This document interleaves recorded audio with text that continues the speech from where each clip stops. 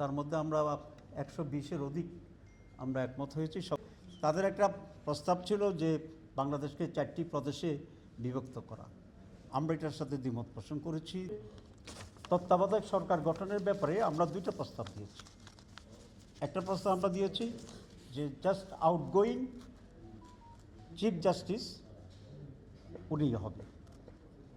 আর একটা আমরা প্রস্তাব দিয়েছি যে কেয়ারটেকার প্রধানের জন্য একটা সার্চ কমিটি হবে।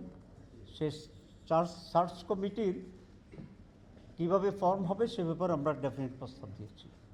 সেটা হচ্ছে যিনি প্রধানমন্ত্রী থাকবেন তিনি, বিরোধী দলীয় প্রধান যিনি থাকবেন পার্লামেন্টে তিনি, এবং প্রধান বিচারপতি, এক্সিস্টিং প্রধান বিচারপতি, অ্যাক্টিং প্রধান বিচারপতি, এই 3 জন মিলে সার্চ কমিটি হবে। এবং এই সার্চ কমিটি একজন কেয়ারটেকার চিফকে ওনারা মনোনয়ন দান করবেন।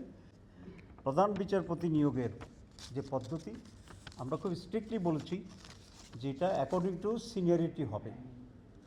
এখানে আমরা অনেকবার এটা ব্যর্থ দেখেছি এবং এই ব্যর্থয় আমাদের জন্য কোনো সুফল আনে দেয় না। সেই জন্য আমরা বলেছি যিনি সিনিয়র মোস্ট ওনা থেকেই আপিল ডিভিশনের তাকে বিচারপতি করতে হবে। এখানে অন্যথা করাটা সমীচীন হবে না, ঠিক হবে না। যে এমন ব্যক্তি হইতে হবে যার বিরুদ্ধে জুডিশিয়াল কাউন্সিলের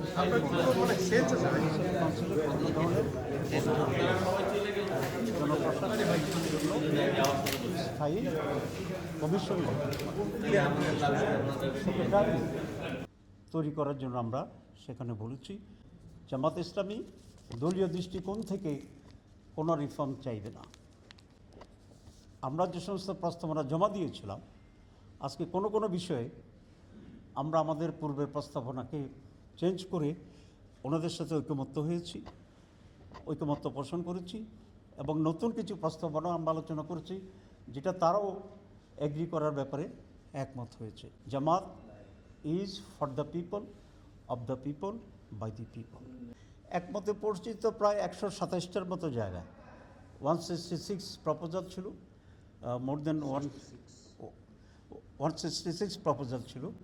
তার মধ্যে আমরা 120-এর অধিক আমরা একমত হয়েছি। সব তাদের একটা প্রস্তাব ছিল যে বাংলাদেশকে 4টি প্রদেশে বিভক্ত করা। আমরা এটার সাথে দ্বিমত পোষণ করেছি। দি গ্রাউন্ড ওয়াজ দ্যাট অনেক পজিটিভ দিক আছে, কিন্তু সবচেয়ে বেশি ডেঞ্জার বা আমরা যেটা আশঙ্কা করি সেটা হচ্ছে বাংলাদেশের সিকিউরিটি ইস্যুতে। কারণ বাংলাদেশ এমনি ছোটো দেশ, 4টে ভাগ হলে এটার ইন্টিগ্রিটির প্রশ্নটি থাকবে, সিকিউরিটির প্রশ্নটি থাকবে। আমরা আর একটা কিছু চাচ্ছি যে কেয়ারটেকার সরকারের অধীনে both national election and local government election হইতে হবে।